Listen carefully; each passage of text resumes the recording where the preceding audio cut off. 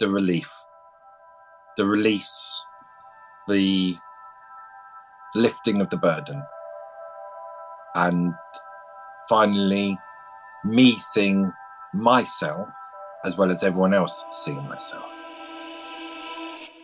This is Chaps Out, where I talk to men about coming out later in life.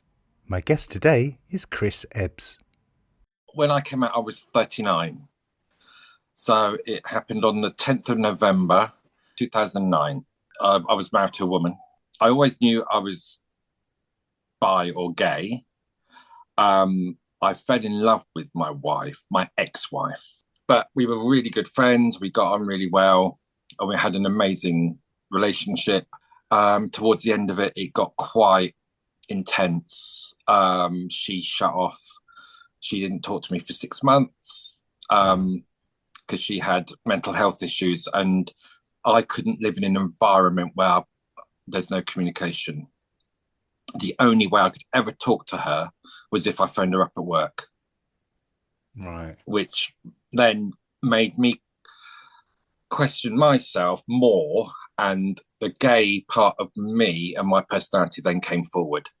It's not something I obviously planned. It's not something that I can control. It was something that just happened. Then we went for counselling, and then the counsellor was really good to talk to. And I just made an off-the-cuff remark and said, well, maybe I'm gay. And it came out in counselling. And then she said, right, you need to explain this to your wife. And we had a chat about it. And she admitted that she probably always knew I was. Right. And that she saw me as a companion, as friend, than more than a lover. Then I had to tell my parents, which was hard, and stopped by on their house on the way home and sat there. My mum was on the phone to my older sister. I sat on the sofa and she looked at me and said, oh, so how's life then? And then I just burst out crying.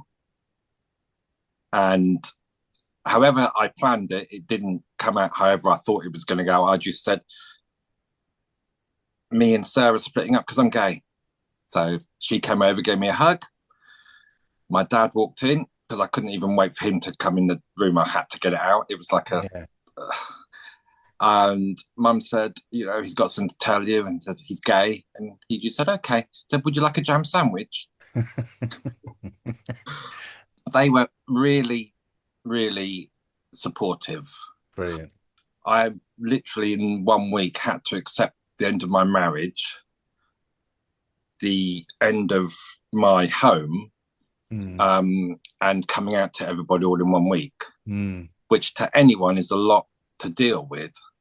However, the freedom I felt from that was so rewarding, and everything, all the burden. I don't want to say that being gay in a marriage to a woman is a burden, but at the time it was a lot of pressure on your shoulders to carry that around and not have anyone to talk to about it. That was the thing that made it hard for me. And you feel you're like, not lust, I don't know what the word is, but you have a compulsion that you cannot control, and it almost suffocates you. It almost suffocates you, the pressure of having this secret that no one knows. And it's even more tiring trying to protect that secret and not letting anyone cotton on who you are. Yeah. You have to cover all your bases, not let anything slip. No, exactly. And it's so strange because I remember when I actually got married to my ex-wife, we were in the church and they get to the part where, is there anyone here that doesn't think, you know, they should? And I'd convinced myself that there was going to be some fantastic dynasty moment where somebody was going to stand up and some man was going to stand up and say, yes, I've been sleeping in for 2 years. You know? Yeah. I mean, there wasn't, obviously. No. But you convince yourself of all sort of things, and that's such an easy thing to do. But yeah, so it was very difficult, but I'm oh my God, the relief and release I felt from that, from coming out. And then I had to do it again because you find yourself when you come out, it's not just once because you have No. friends, you have work colleagues. You find yourself having to come out time and time and time again. My work colleagues, that was I did have an EastEnders moment because I heard all these rumors. People were talking about me and coming back. And they knew I'd left my wife, but they didn't know why. Right. And I just snapped at work, and we've got had all these frames and where people work, and I just marched up and down the aisle saying, "Yes, I've left my wife because I'm gay." Oh, wow. And then 99% of them, which I was really upset about, said, "Yeah, we know." Oh, yeah. And I think I was more, Ridiculous. I was more annoyed about that. Yeah. I wanted people to be shocked on me, Yeah. but again, they were really supportive. I had one negative experience where a man held me by my throat and pushed me against a wall Oh, and said, "People like you should have a shotgun put to their heads." He obviously had issues. He lost his job as a result. oh, right. So, yeah, because I wasn't going to have it. I thought, no, why should he get away with it? Wow. Yeah. So I complained, and he was removed soon after. Yes. But on the whole, I think my experience of coming out at work was probably very positive, and it could have gone a lot worse. So I'm Yeah. lucky I had so many people supporting me. And now, even now, those same people I still work with, and they're still really supportive. When we go out on a night out, they're very protective of me. If they feel there's a situation that perhaps it might make me vulnerable, they almost like ring fence me and protect me. Oh, good. And it's Yeah. really lovely. Yeah. Yeah. May I ask what industry it is you work? Delivery, postman. Okay. So well, that's cool. Yeah. Considering 99% of the postal service are males, it's a very, very, macho office Yeah. I work with. Every Monday morning for the first 2 hours, all you hear is scores and stuff. So, yeah, I go in there and, I give them hugs. They give me hugs. We support each other. It's just lovely. It's such a lovely place to be. And Brilliant. it's almost Yeah. my safe haven now. Yeah. Um, That's really good, isn't it, to have that with your colleagues? Blimey. yeah, yeah. I always remember one of my colleagues turned around and said, "Look, I only hug other men when England score at a wedding or a funeral." And now I've got him hugging every single day. Oh, that's lovely. And he'll come to me Yeah. and say, "Oh, do you want a cuddle? Do you want a cuddle?" And then I'll go on then. Similarly, I had a good experience with my friends, my closest friends. Um, I've got a core group of friends who I went to the same nursery, junior, and secondary school with. So Oh, right. we've been Wow. friends for 50 years. Yeah, yeah, brilliant. And there's four of them, and all four of them were extremely accepting. Yeah. I'm godfather to one of their kids, and I remember when I said to him about it, I said, "Look, I've got something to tell you." And he said, "Is it about your sexuality?" And I said, "It might be." And he goes, "Look, if it's what I think it is, I just want you to know it doesn't make any difference. And if you came out to me 2 years ago, I'd have still asked you to be godfather to our Oh, son." great. Yeah. So, and they were amazing. And, I actually feel so lucky that it went so well for me Mm. because you hear horror stories and it's not always a horror story. I No, think no. not, I learned personally that 99% of what I was worried about was my fears. And I almost expected other people to react the way I thought they would, but they Mm. didn't. You do it afterwards, and oh my God, you think, why was I so worried? Yeah. But Yeah, yeah. I also think that there's not a time to do it. I know that in my situation, I couldn't have done it before. Yeah. It happened when it was supposed to happen. Yeah. For me. And I feel strongly about that. I wasn't in the right place beforehand. I wasn't accepting of myself beforehand. Could I have not got married? Yes. Could I have actually saved a lot of heartache for myself and my ex-wife? Yes.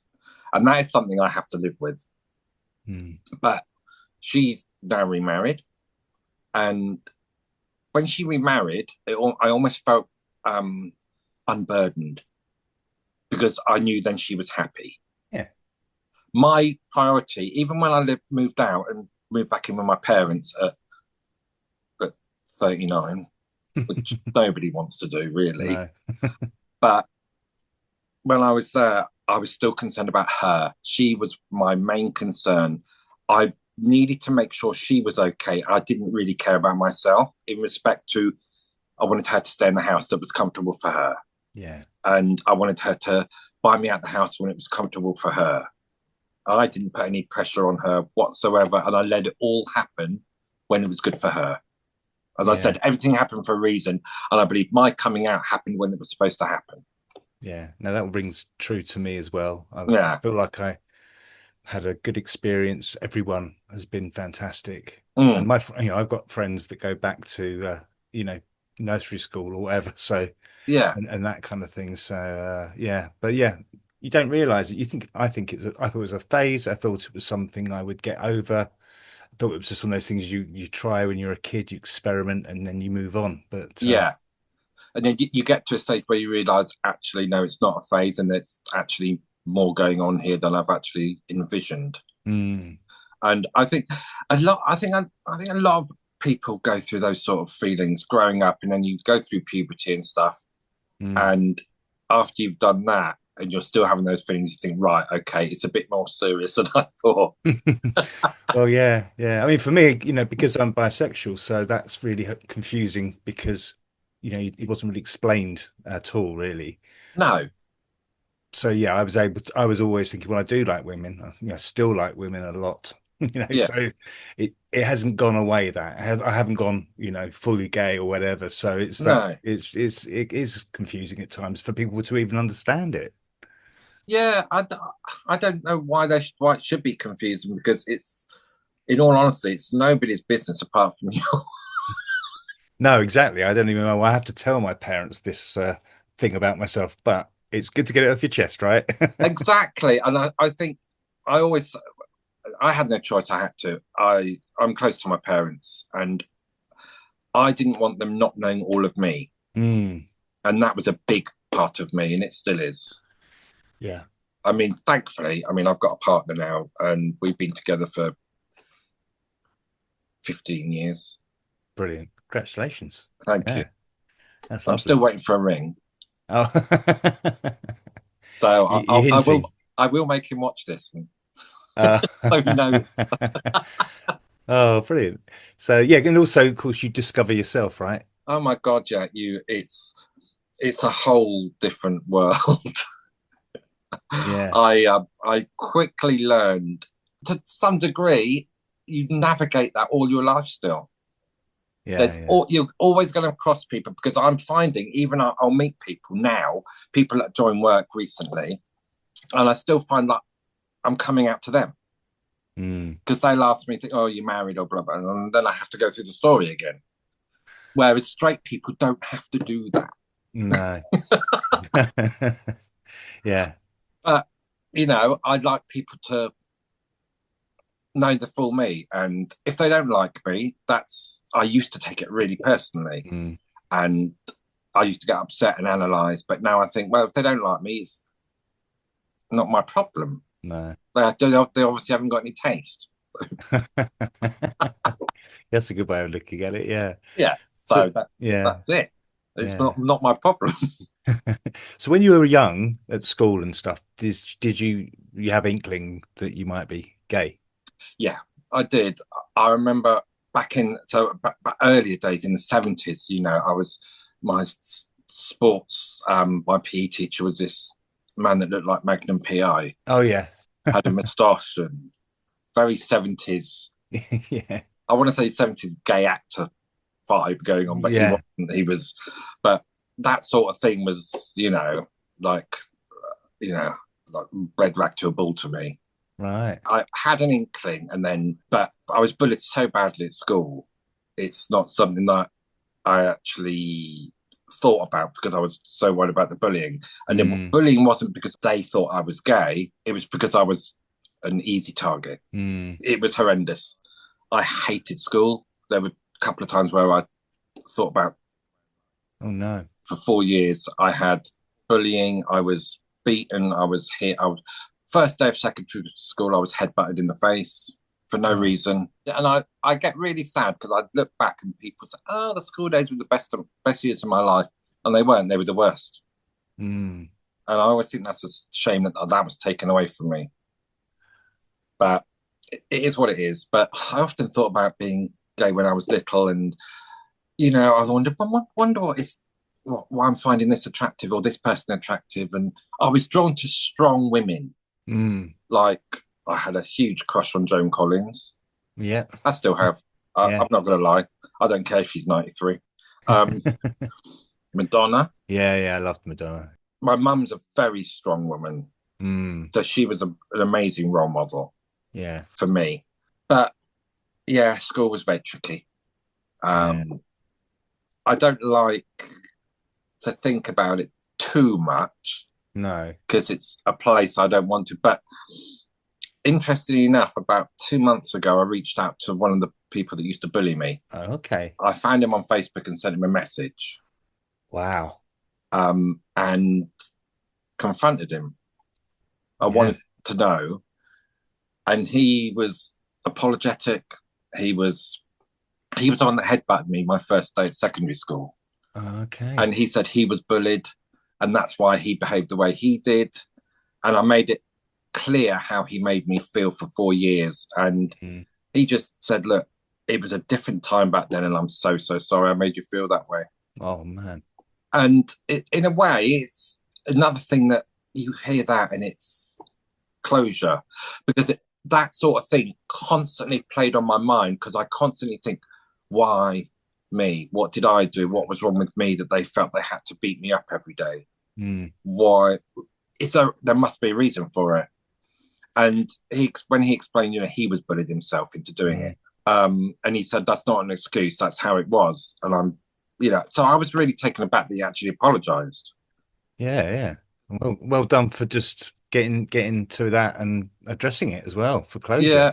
Well, when it's something that's been in your life for so long, you just want it. I wanted to Yeah. draw a line under it. I didn't want to carry that with me anymore. It's something, and the only way to do it is either you put it in a box and don't ever look at it, or you solve it, deal with it, and move on. That's Yeah. that's what I do. So I can cross that off my list. Yeah, my teacher used to slip on me every single lesson. And I still to this day would love to get my hands on him and to ask him why and all the rest. But I think he's probably no longer around. But that really bothers me. And you kind of want that closure. And I still look him up every now and then, but I can't seem to find him. Yeah, teachers. I mean, the teachers at my school were absolutely useless with bullying. Mm. I had one particular teacher, English teacher, and because I was being bullied, I could not pay attention in class because I was worried about what was going to happen in break time and dinner time. Exactly. Yeah. So, and then I remember he like pulled me out of lesson once and accused me of being disruptive. And when I said to him, "I'm being bullied," he just said, "You're just saying that because you want attention." For God's sake. And I Oh said to man. him, "Why would I say that for attention? Why?" Said, and they didn't take it seriously. That was a problem. My only escape from bullying at school was when I went to music class and did music. Yeah, yeah. So it doesn't help when you don't get the support. It's ridiculous. And then you think to yourself, well, by you not actually challenging the bully, the teacher, they're actually Mm. adding to the problem because they're letting them get away with bad behaviour. Yeah. Well, at least it wasn't, as you say, because of your sexuality or that they thought that you might be gay, No. because I think that, I mean, I've just been interested to know whether, as a young child, you were aware of your kind of questioning your sexuality a little bit. Yeah, I was. I think, and yeah, I remember, as I said to you, I watched like the Tom Selleck type, and I remember Yeah. watching Crossroads, and there was a character in that called Adam Chance Yes. who had a moustache. He was the handsome man with the moustache. Yeah. Yeah, you see, there's a Yeah. there's a theme going on here, isn't there? So, Yeah. and I remember I said, "Oh, he's nice." Yeah. And back then they used to do like magazine shoots, and they'd have their tops off and stuff like that, and you'd think, "Oh my God, what's happening here?" Yeah. So I'd love to ask you about any advice then that you might have had for any people who thinking of coming out later in life. If there's anything that you subsequently been able to sort of see from a distance, And I would say, personally, for me, it's not as bad as you think it's going to be. Do not let anybody pressurize you into doing it before you're ready. You have to do it when you are ready. And I know that's scary. Some people haven't got anyone to talk to, some people are on their own. Mm. But do not do it before you feel ready, because I think that could be really, really detrimental. Mm. Don't let anybody pressurize you, but take a breath and just think. Try and do it in a really constructive Mm. manner. Think about what you want. It's hard, but at the end of the day, ultimately, it's your own life. And Mm. you are the only person in control of your life. If you want that life of living with another man, do it, but on your own terms. Everyone's situation is so different. Mm. Everyone's, the people around them are so different. It's hard to tell people what to do when you're Mm-hmm. not in that situation. The only Mm. thing I would say is you have to, do it at your pace and at your time, because only you know the people around you. I always like to say to people, even if I've just met them and I know they're having a tough time, I always say to them, if you do want to talk to somebody that's not going to be judgmental, Mm. you can always talk to me. Always contact me, message me. You don't have to phone me, but I always think it's someone that it's important everyone has someone they can talk to about things, because it's a lonely time. Mm-hmm. And having somebody that's just going to understand or listen can be the be all or end all of everything. Yeah. What's the best thing then about coming out, would you say? The relief, the release, the lifting of the burden, and finally me seeing myself as well as everyone else seeing myself. Wonderful. Yeah, brilliant.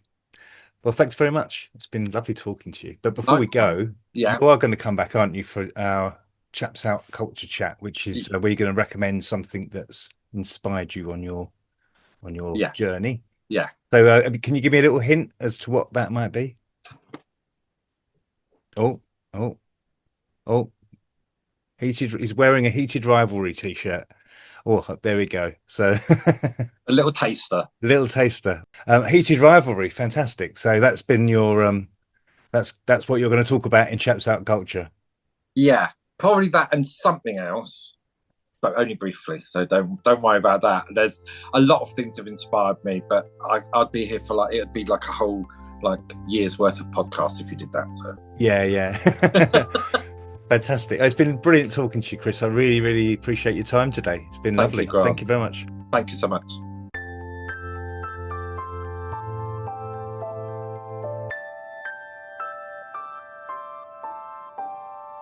Thanks again for listening to Chaps Out and to Chris for coming on to share his story.